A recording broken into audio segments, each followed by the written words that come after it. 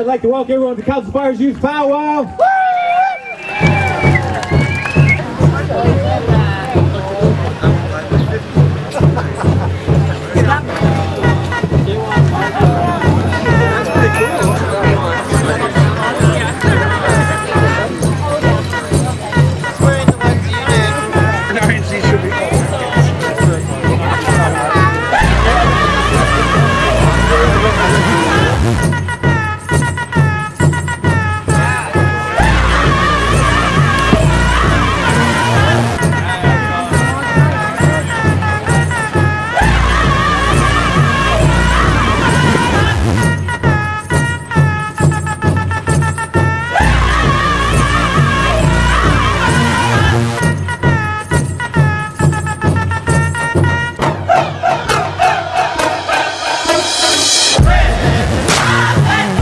Great opportunity for our community members to learn and to gain some understanding of who we are as Indigenous people across our island.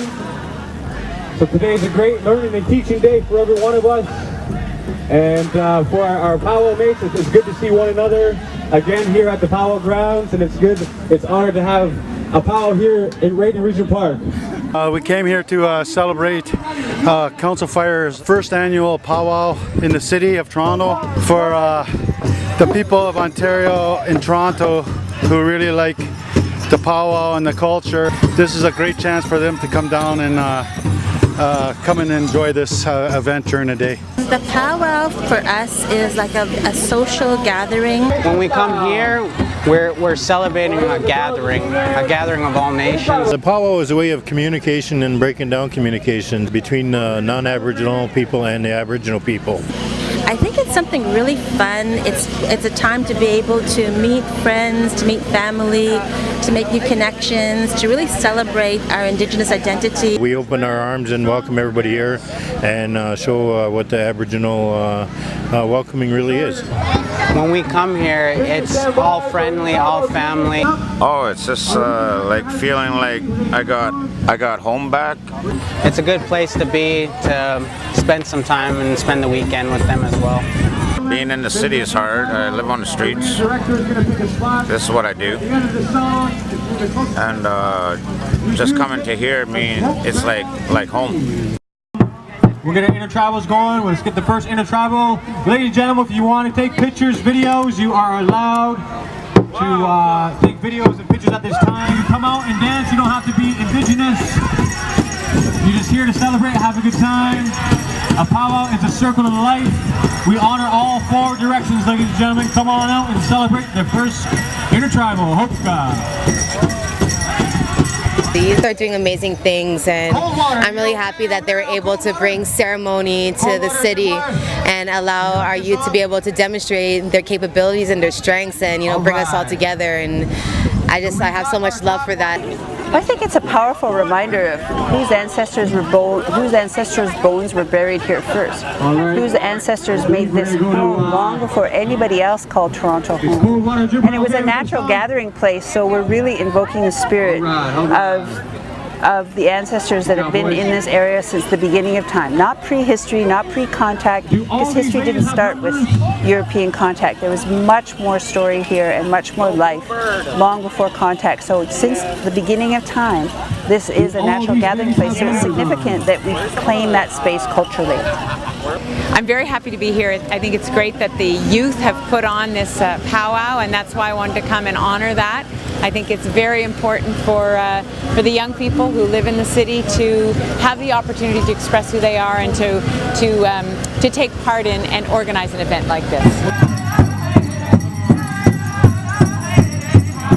I think we're at a very important moment in terms of reconciliation between Indigenous and non-Indigenous people, and I think that the more we can learn about each other, the better off we'll be, and the better we'll be able to tell our history in an honest and accurate way.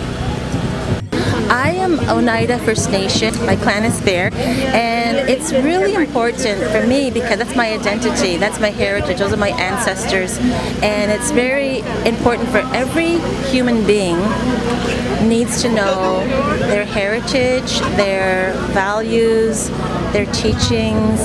It's part of, it creates our self-esteem. We're proud when we know how rich our culture is and what our people stand for. There's a really strong direction in the way of reconciliation, how to go about dealing with it. And we have survivors of the residential school era and what they call the 60 scoop era. We also have a lot of young children here, and when we teach and so on, we always say we teach to the little eyes and the unlearned eyes, people who are unaware. And that's part of that reconciliation that wasn't allowed before. So significance for me is I'm Black and Indigenous, so being able to participate in my culture. We don't have enough of them in an urban city, so the fact that we're carrying out the ceremony in an urban city, it makes it accessible for myself and other people that don't have the opportunity to travel or that can't afford to travel.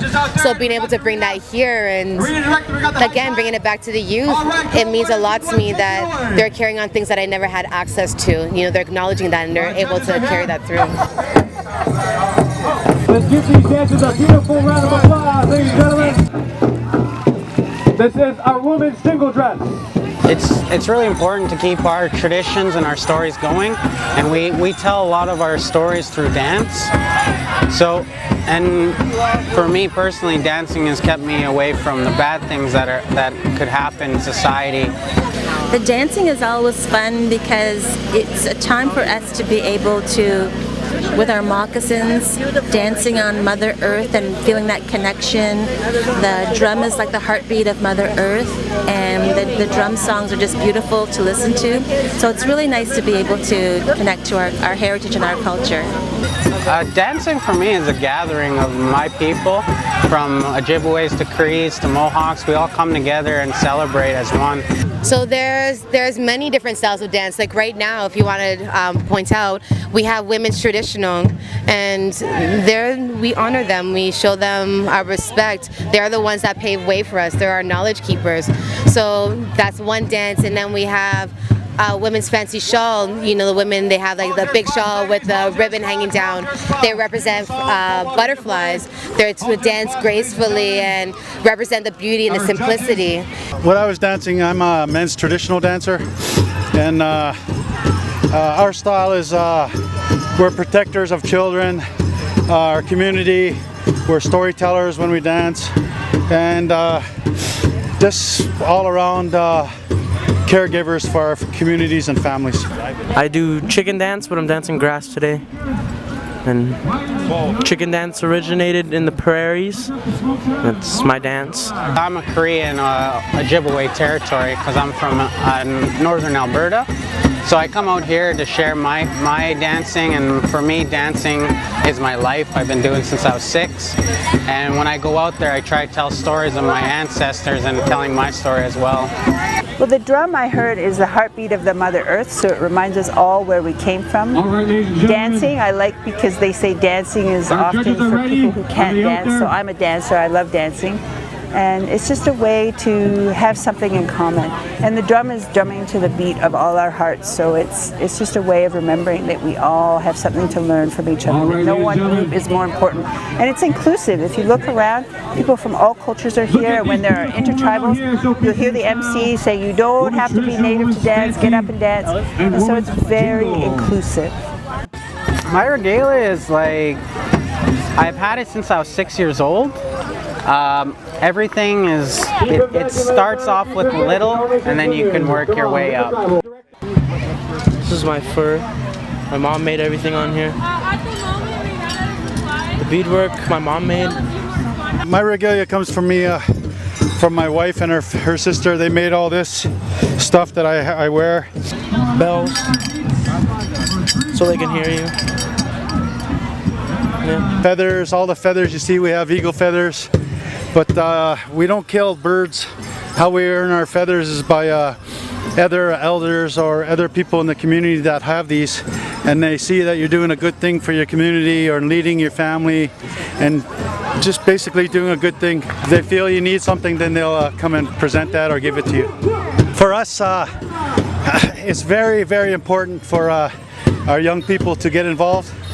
If no young people get involved, then we're the end of what you see, and that's not the way We like to pass things down from generation to generation. Our stories, everything you see is pretty well passed down to us through our dances, our drum, our music.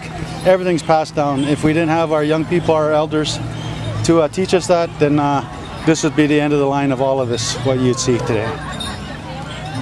I feel really proud to have been a part of today, and I think that the young people benefit seeing their culture in the heart of the city.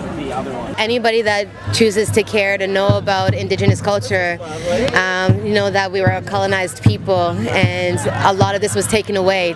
If you practiced this, you were raped, beaten, or murdered. It was illegal to do this. It was wrong, and there was a lot of assimilation of bringing religious culture into our own natural culture, and it's frustrating to know that happened. But again, bringing it back to the youth, seeing that they're reclaiming and carrying that out. There's so many of our grandmothers and grandfathers here that were not able to practice this. So I can only imagine for them how they would feel, or how they are feeling, to see that this is being done regardless, in spite of. We're a resilient people, we're here and we're staying, and this is proof, this is living proof of there's more to come. So I'm honored to be here, yeah.